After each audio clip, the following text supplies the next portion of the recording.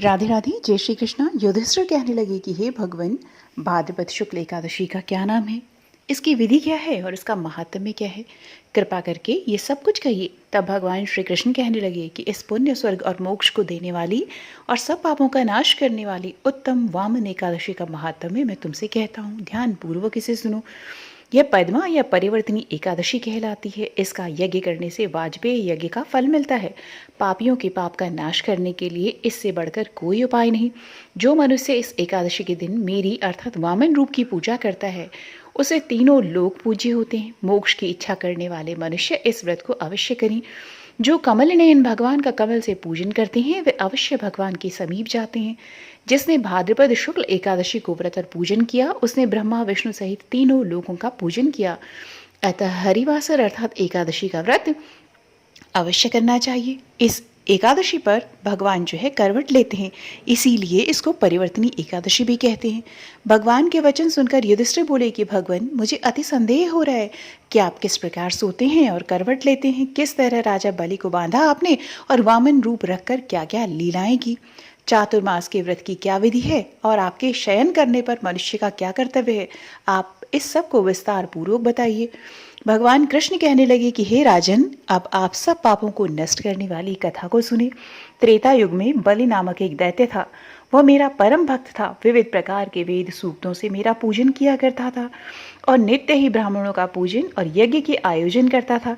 लेकिन इंद्र से द्वेष के कारण उसने इंद्रलोक तथा सभी देवताओं को जीत लिया। इस कारण सभी देवता एकत्र होकर सोच विचार करके भगवान के पास गए। बृहस्पति सहित इंद्रादिक देवता प्रभु के निकट जाकर नतमस्तक होकर वेद मंत्रों द्वारा भगवान का पूजन और स्तुति करने लगे।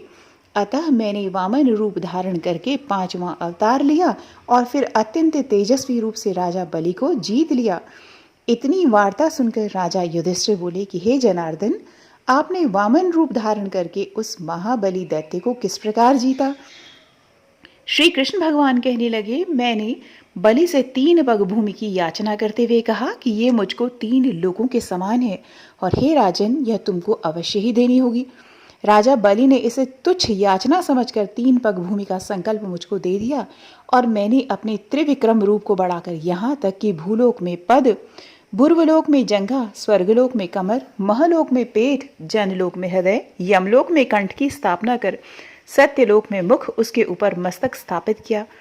सूर्य, चंद्रमा, सब ग्रहगण, योग, नक्षत्र, इंद्रादिक देवता और शेष आदि सब नागगणों ने विविध प्रकार से वेद सूक्तों से प्रार्थना की।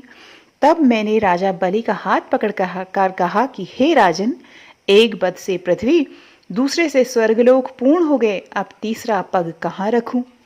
तब बलि ने अपना सर झुकाकर लिया और मैंने अपना पैर उसके मस्तक पर रख दिया, जिससे मेरा वह भक्त पाताल को चला गया। फिर उसकी विनती और नम्रता को देखकर मैंने कहा कि हे बलि, मैं सदैव तुम्हारे निकट ही रहूंगा। विरोचन पुत्र बलि से कहने पर भाद्रपद शुक्ल एकादशी के दिन बलि के आश्रम पर मेरी मूर्ति स्थापित हुई। इसी प्रकार दूसरी क्षीरसागर में शेषनाग के पृष्ठ पर हुई। हे राजन, इस एकादशी को भगवान शयन करते हुए करवट लेते हैं, इसीलिए तीनों लोकों के स्वामी भगवान विष्णु का उस दिन पूजन करना चाहिए। इस दिन तांबा, चांदी, चावल और दही का दान करना उचित है। रात्रि को जागरण अवश्य करना चाहिए। जो विधि पूर्वक इस एकादशी का व्रत करते हैं वे सब पापों से मुक्त होकर स्वर्ग में जाकर चंद्रमा के समान प्रकाशित होते हैं और यश पाते हैं। जो पाप नाशक इस कथा को पढ़ते या सुनते हैं उनको 1000 अश्वमेघ यज्ञ का फल प्राप्त होता है। तो सभी प्रेम से बोलिए, जय श्री कृष्ण। राधे राधे।